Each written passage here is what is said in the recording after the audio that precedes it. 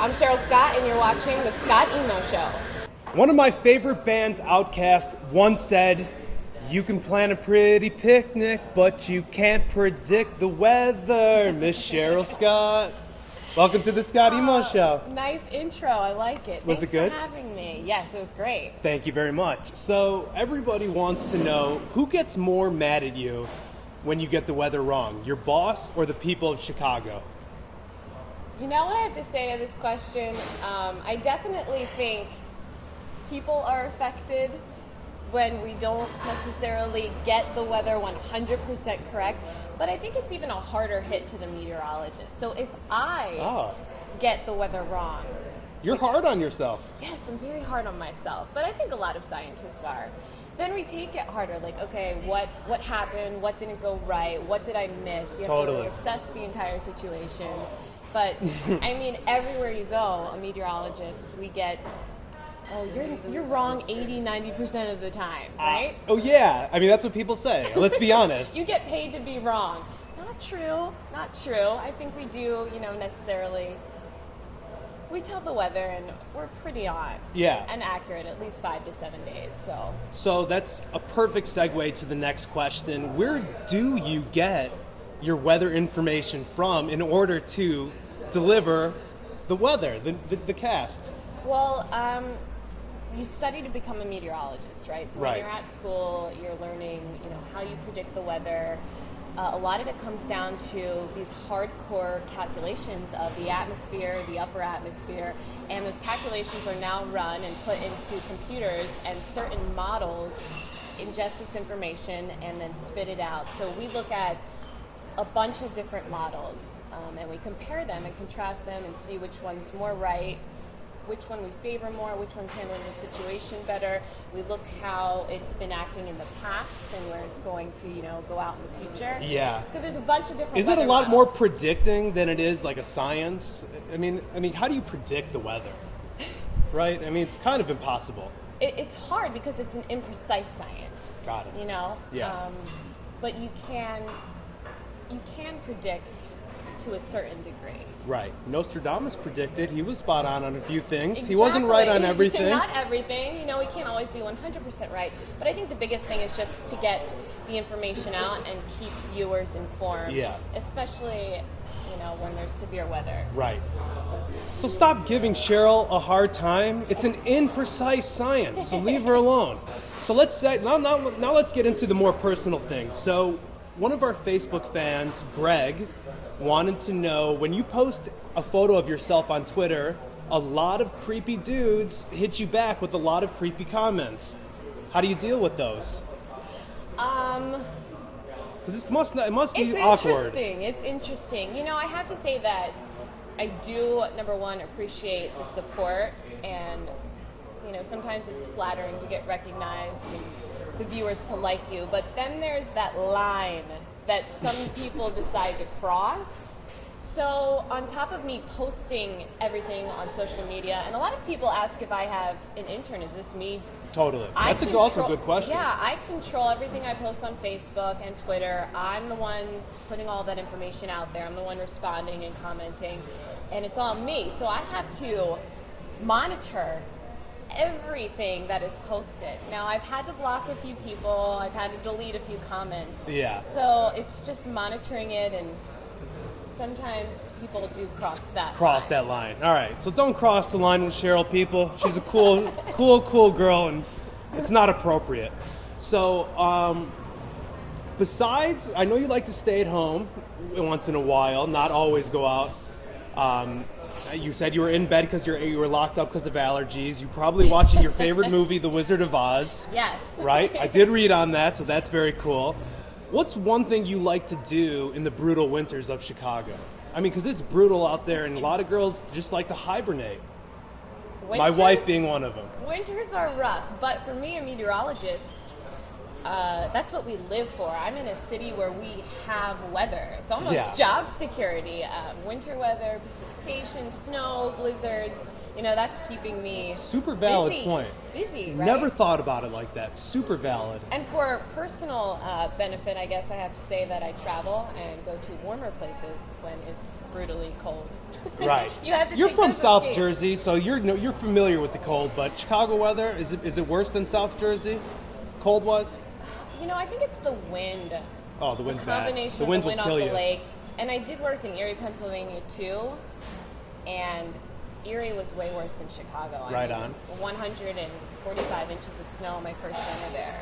And That's that a lake lot. effect. So because That's we're crazy. situated on basically the right side of the lake, Yeah. so we do escape a lot of the lake effect situation. Cool. All right. So I saw that you shot the pucks at the Hawks game. First of all, how was that experience? Amazing. Hands down, one of the best experiences yet in Chicago. I was shaking. For Were sure. you? You didn't look Yes. nervous. You looked on point. I was like, wow, how was she? Plus, when you see the video, which will be played throughout this video, she was in high heels, walking on the ice. How did you not slip on your high heels So, on ice? oh no! The grace of God, I didn't slip on the ice. My heels actually had a rubber Nike sole on the bottom. Oh, legit. So there was more traction there, probably almost more so than if I did wear ordinary sneakers. Right on. So that begs the question: who's your favorite shoe designer? Favorite shoe designer? Are you a shoe girl? I mean, I like style and I like shoes and I like clothing. In terms of a designer, I don't play a lot towards the brands, but I guess those shoes were Cole Haan. I can say that. Shout out to Cole Haan for not slipping on the ice. Otherwise, then it would have been Exactly. a whole Thank different you, news Cole. story. I would have been over. Yeah. I would have been an internet sensation then. Yes, for sure. Stuart Weitzman, I guess, for heels. And you can't go wrong with Nike. You can't go wrong with Comfort, Nike. right? Comfort comes first. So, favorite drink? And I that- mean, like drink, like cocktail drink. it's up to you. Favorite drink? Okay, my favorite Like drink. my favorite drink is club soda. Okay, my favorite drink's Cherry Coke. Cherry Coke. Cherry Coke. Who would have thought? Cherry Yeah. Coke. Being on TV is very stressful. There's no question about it. It's a lot of hours. It's a lot of pressure to deliver ratings. What does Cheryl Scott do to relax? Relax for television or In general, how do you center yourself? take a lot of deep breaths.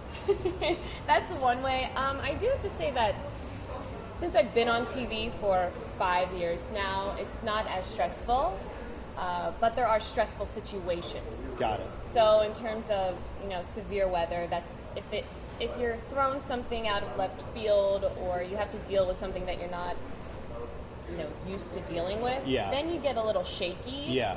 So I think it comes down to just knowing that you know the material, you're prepared, you've done this a million times, and it's just continuing to tell yourself you got this. Right on. Right? You do got Woo. this. You absolutely do got this.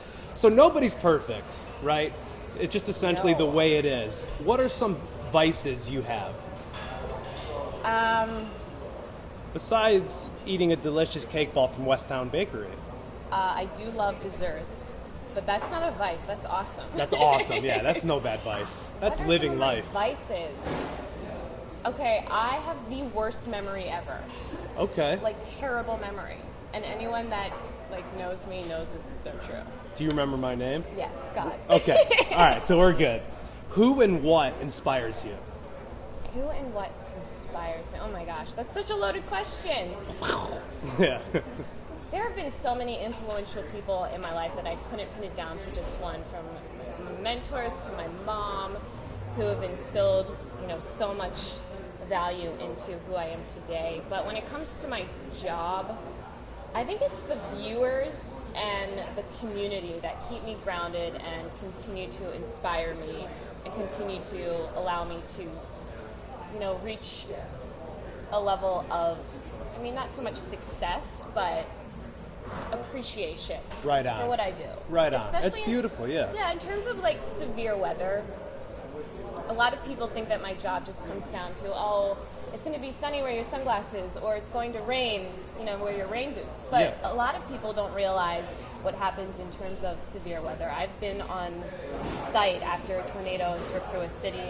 I've seen the destruction, how it impacts families. So there's... Before you...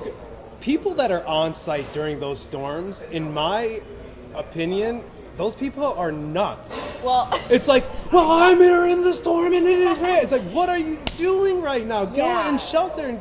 You have to know what's happening. You have to know your surroundings very, very well. You have to understand radar. I've never been on site during a tornado, just during the aftermath. Got it. So I've seen, fatalities, the destruction, and that puts your job in a whole new perspective. I mean, I'm here to inform the public and Chicago and the viewers, but I'm also, a big part of our job in NBC, the entire team, is to keep everyone safe. Totally. So there's a lot of pressure sometimes. There is, because you have the ability to control someone's fate, essentially. Talking about pressure. We won't take it that far. I took it to that level, sorry. All right, so I ask everybody in each interview that we do, what's your favorite munchie snack? Well, I love cupcakes. Respect. But I don't snack on them. Yeah. So what would be a snack that actually forget it. If you Twizzlers. Twizzlers, nibs, regular Twizzlers. Like the spiral, pull and peel Twizzlers with a cherry Coke. That's what gets me through long days at work. I think you just touched my wife's heart, because the pull and peel Twizzlers. She's nodding behind the camera right now. Yeah, the pull and peel Twizzlers are her jam too. You either like them or you hate them. So Cheryl, thank you so much for coming on the Scott Emo Show. It wasn't that hard, right? No, it was fun. And then next time you need a guest meteorologist, you know who to hit up, because I'm a weather nerd by heart. And Round 2, we'll talk all about weather. All right, very nice. Cheryl Scott, everybody. She's on NBC5. Make sure you check her out on the weekends. She was an unbelievable guest. We're so happy to have her.